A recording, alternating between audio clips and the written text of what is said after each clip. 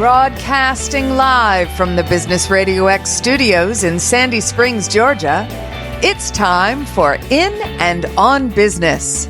Brought to you by the Sandy Springs Perimeter Chamber. For more information, go to sandyspringsperimeterchamber.com. Now, here's your host. Good afternoon. Welcome to In and On Business at the Sandy Springs Perimeter Chamber, where we explore the tension between the day-to-day business operations and its strategic growth. I'm your host, Andy Williams, and in each episode, we explore ideas surrounding working in your business while also exploring the strategies for working on your business. From carving out the visionary paths to the final product to streamlining processes and sustainability, both working in and on business is necessary to achieve that balance for your successful business. Our guest today, special guest Renee Klein. She's a personal business consultant that assists businesses on their journey with growth planning, goal setting, whether it's solopreneurs, entrepreneurs, teams, etc. She is our business extraordinaire today. So, Renee, welcome to the show. We're thrilled to hear your story, share your wisdom. Just tell us a little bit more about yourself. Yes, thank you for having me. I'm so happy to be here, and we are talking about my favorite topic, working on your business while you're still working in your business. So my name is Renee Klein. I've actually started my own business about 20 years ago in the wellness space. I started it on my own. I taught others how to do the same. I've learned a lot about working with teams, working by yourself, and setting goals. And so what I've really experienced through all the networking that I've done over 20 years, I love talking to other business owners about where they want to be, what they've done so far, and then the steps to get there, and just taking the next right step. Healthy habits for business, if you will. Love that. The healthy habits for business is a nice connection for you as you bridge the gap between, say, both career paths that you've gone on, which is excellent. So let's dive in a little bit. You know, you have such a unique experience having done it on your own for so long. So I think you can gain some great perspective or give some great perspective for our group when you talk about working in your businesses, those strategies, tactics that serve you well to kind of get you up and going, those skills and knowledge base. What are some of the things that you see as the most essential elements that you have to kind of stay focused on being in your business? I think it's really looking at the outcomes you want to see for your business, really being clear with your goals. And that's something I do with my clients, is really setting specific goals and breaking them down. So I think when you have your own business, it's so important to know where you want to be, what outcomes you want, and what it's going to take to get there. And then breaking that down, month to month, week to week, day to day, hour by hour. And life is going to happen, but you still have to be very, very on purpose with what you want to accomplish each day. Very true. And I think most business owners get very overwhelmed with that, right? They start struggling with that tension, of whether it's growth and how do we grow and what's it look like to grow, coupled with I've added 2, 3, 4, 5 bodies, that organizational change. And now I'm going to gain the opinion and trust of coworkers, even though it's this vision that you've kind of brought from the ground up. Why do you think business owners get caught up in that and so overwhelmed, if you will? That's a great question. And what I see happen with overwhelm is you're looking sometimes so far into the future. Now, it's important to project, of course, where you want to be. But sometimes they get so far ahead of themselves that we have to take many steps back and really identify, what's the next right step. So a lot of what I like to talk about is taking the next right step, given the goal that you have. And what I've noticed, and it's a podcast, so I can't show this visual, but I want you to imagine a ladder, and the distance between your reach is so high you almost have to jump for that next rung on the ladder. Or you could just reach a little bit, and then the next reach, and then the next reach, and you're going to get there if you just continue to take the next step. But you do need someone, whether it's a coworker, a mentor, even your team, to sit down and come up with a plan of what that next right step is. I think people try to do too many things at once. There are some things that you have to dump, some things you have to delegate, and some things you just have to do in a very efficient way. No, and that's so important. I love the idea of the next right step, and having that mentor really for me is somebody that I've leaned into. There's oddly enough, there was a group of us that got together last week, some friends that all got together, and those are those 7 individuals are my mentors. So as I speak to them and share with them my stories, I'm looking for, is this the next right step? Like, am I doing this the right way? Is this the best approach? How do I need to address this or, manage the situation? And I love the idea of just putting that next foot forward, right? Like, that's the hardest part, is to go, okay, we're going to go this direction and not worry about everything else that's around us. One thing, Andy, too, that I really try to focus on is taking a growth mindset. A fixed mindset is almost like doing things the same way you've always done them. And if they stop working, getting really fed up. Mm-hmm. A growth mindset is really saying, this is what's worked so far. Has anything changed? What do I need to change? And really celebrating the wins up till this point, and not letting sometimes past success sabotage your future success. So those, a growth mindset is huge. And I talk a lot about that. Mindset's everything, as we know, in all business, in life, in health, in relationships. So that in itself is how you also find the next right step. For sure. And that's, it's interesting. Businesses are changing and evolving so quickly right now. It's almost hard to keep up.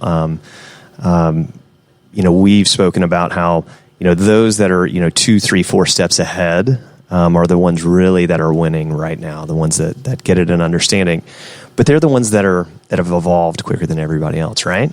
They're the ones that have made changes, made the pivot, adjustment, pick the term, to that. So what, from your approach, like, what is it that inspires you to push through and evolve and to make that next step and that next leap? What is it that kind of guides you, or your guidepost? Great question. I always like to think about whether it's my client or my client's client.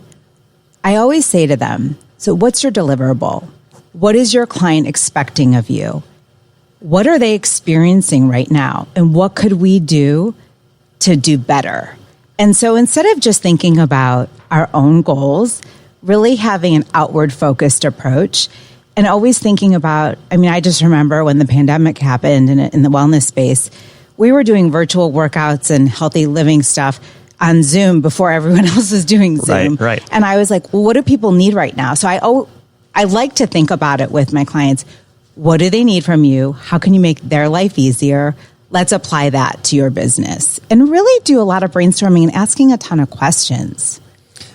And it's funny, your comments kind of spurned a thought for me. I'm a sports guy at the end of the day. I was in sports and entertainment industry for 20 years of my life, and Deion Sanders is currently the talk of the town in the sports world, right? He did something this weekend that to me really stood out. And again, he's evolving what it's like to be a college football coach. And he announced a sunglass partnership. And as a part of that, he announced it on College Game Day. They had generated this amazing amount of money. But then as Dwayne "The Rock" Johnson came on, he had a pair of sunglasses on, a different brand. And he goes, hey, hop off stage really quick and let's start this over.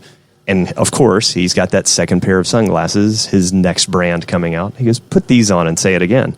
And again, like, it was the easiest setup in the world, but he was ahead of it. And to me, it just really stood out as he had national television audience.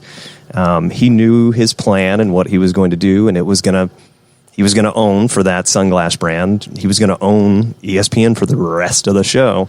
And to me, that's the part, that evolution part that you're seeing, at least in college sports. You're starting to see that some. But it's to me, that's the hard part in business is how do you evolve and how do you continue to innovate and push that line forward. But the Deion Sanders piece really stuck out for me, as you said, kind of that next right step and that growth mindset. Is you can definitely tell he's thinking ahead right now. Well, you bring up a great point. I always talk about how leaders need time to think. And sometimes we're so distracted in our world that we don't slow down enough to go fast. And you just need time to think about it. And really, he was very clear with his intentions. And it doesn't always have to be so hard. And I think there's that old way of doing business, like the martyr business owner, just the grind, the FaceTime. Well, we're in a different world. So it's actually way cooler to, just utilize your time well and think and make good calculated moves. And so that's what I really like to talk a lot about is what's the best move here, given our goal, given what you've done with your experience and so forth and the resources that you have. Yep. No, and love the idea of leaders need time to think. We've all got to step away from the business at some point. That day-to-day grind, it's a little bit of old school mentality of, you go to work and you constantly stay at work and you're on work and you work until the work is done. But I think it's important to take that breath, to sit back and listen more. And that's, that's what I love. That evolution, I think, is what we see in business now. I think the pandemic made us do that a little bit, it made us take a step back and go, like we can think of this business a little differently now. So I love that. From an advice standpoint, it's like, how do you balance, being in the business and, that kind of sales piece, and the strategies and tactics to get it done, but versus being on? What's that balance look like for you in your businesses of, whether it's, a podcast one moment, but then the next moment you've got to walk out the door and be with a client. So how do you balance that, in your day-to-day life? Well, I love that question also. I keep telling you I love your questions. They're excellent. For me, I really and this is something I do a lot with my clients, I schedule everything out. I want to be so present in where I'm at that I'm not thinking about what I have next. I played tennis this morning. I wasn't thinking about what I would talk about at the podcast. Here, I'm with you. I'm not thinking about a happy hour I have to do later, for work. But one thing I'd really focus on with my clients is mapping out their week and focusing on the things that need to get done, both personal and professional. And I think that's really important. Getting enough rest, your brain works better. Really being clear on what has to get done this week. That whole urgent versus important conversation, which I know we could get into. What's important, because urgent's always going to come up. And really like mapping it out. And I know everyone has a very different philosophy. I have clients that are very different. Some like to flow with their calendar. Some live by their calendar. So I ask questions like, what works best for you? What approach is best? Because you have to have a plan. Work the plan. And so really identifying like the important things that have to get done, personal priorities, and then kind of mapping it out so you can actually think better in everything you're doing. Yep. So where do you fall in that category then? Oh, you have it mapped out. Yes. My calendar dictates my week, but I build in margin. That's the other thing. Yep. I don't think business owners or leaders build in enough margin for things to come up. And then they're getting behind and frazzled. So I've learned to build in a lot of margin and be realistic. Yep. No, and that's where I was going to go was I personally, but I know others here in our offices, build in that work time, that time to think and step back and play catch up on the emails and the information. And because now you're out of meetings and you're in everything else, but it's very interesting when you pull our calendars up of, it's time to think, time to do this, it's all built in. And I think having that earmarked is important. Too often, you don't take the time, you're on to the next thing before before the next thing, you've got your CPA coming in and your next client coming in. So it's on and on and on. Kind of going back a little bit to, working in the business, for yourself, specifically, and, again, such a diverse career, from a tactic standpoint, we talked about not emails, but calendars. Is there an approach that you take to your day-to-day business that you may think is a little unique or different compared to what others may do? Is there something that may stand out, or for example, I'll use a multicolored pen, and each color of the pen means a different thing to me. But I know when I go back and look at my notes, I'm good to go. I know exactly what I'm looking at. My reds are giving me my to-do list for tomorrow. My, blues are giving me, my bullet points or talking points that I need to make sure that I get across for the next, for the next meeting and whatnot. Is there a little tactic or a little nugget that you can share that is unique that you do? Yes. So for me, networking is a huge part of actually both of my businesses that I have.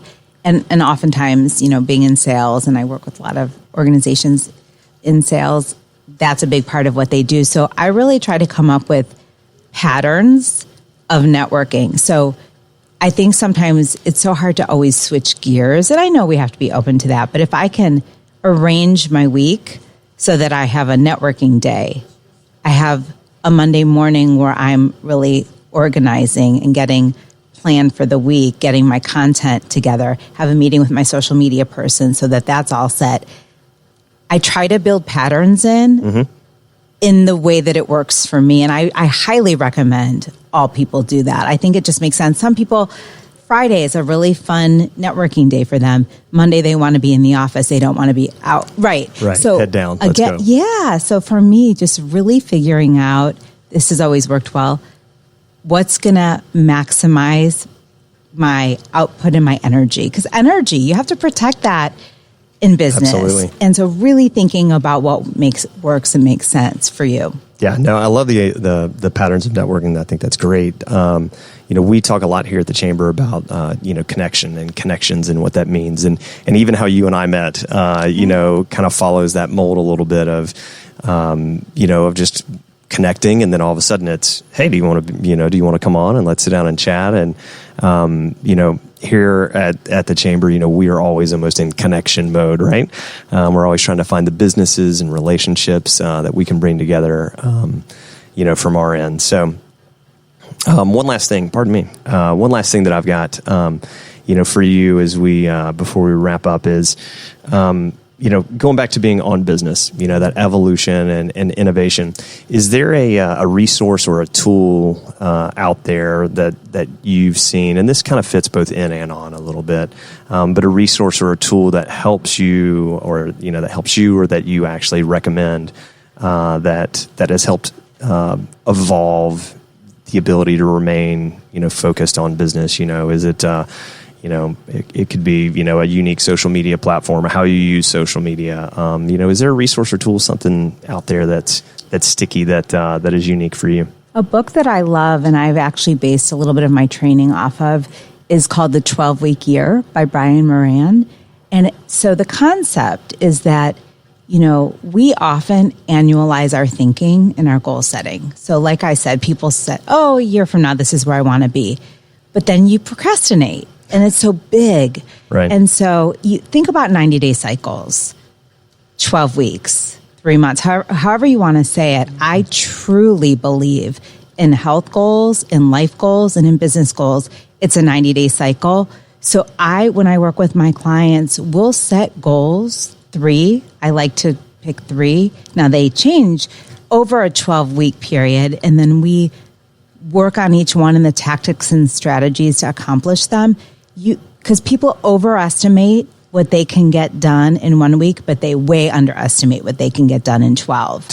So I am obsessed with that concept, and it has worked so well for people I've worked with, exponential growth when you break it down. So what do you think of the concept of the 4-hour work week? I don't know if you've read that book at all. What do you think of that concept of what that looks like? I think it's great. I think it's about working smart. Mm-hmm. I think it's about being organized. And I also think it's whatever speaks to you. Yep. I think people have to try different things. I do, though, believe 90-day cycles and not getting too far ahead of yourself. Because I think that's where we get lost, we procrastinate, we get overwhelmed. Because you're setting your goals so big. It's like running a marathon. Why don't we start with a 5K? For sure. And so I just really like to break things down, and I keep breaking them down. I met with a client yesterday, and she said, oh my gosh, I feel like I'm so on top of things. Just because we were realistic with our goals and we broke it down. And she's like, I haven't felt this good about my business in a long time. And so I see that a lot when you just break it down, go step by step, week by week, it's super helpful. Yeah. So that would be my advice. No, that's great. And it's, you took my question a little bit, because I was going to ask, if there's a good client story that you felt like you could share, even if you've got another one, would love to hear it. If there's a good client story of, where, that inspiration and all kind of came together. So if you've got another one, we'd love it. If not, no big deal. I do. I worked with a team, a nonprofit team, and they had a big goal for a fundraiser. They blew past it because of the way they worked together, because they focused on a growth mindset. They were able to, instead of being so separate, they worked as a team, and they were able to, I often believe you just start with what's going well. And so they would talk about what the other person was doing well. And by doing that and creating that energy, blew past their goal. Right, it was the coolest thing for me to see. And I was like, because week to week, it didn't seem like we were doing anything major. But in the end, it was huge. Yeah. And so can't say enough about breaking it down, having a growth mindset, taking the next right step, and building in margin. Yeah.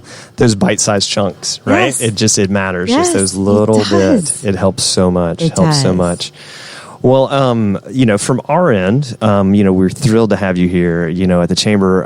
How do we contact you? How do we reach you, for those that are going to end up listening and sharing around? How do they find you? How do they learn more about you all? Yes, I have a website, rkexpansionconsulting.com. I'm on LinkedIn, Renee Klein. You can find me there.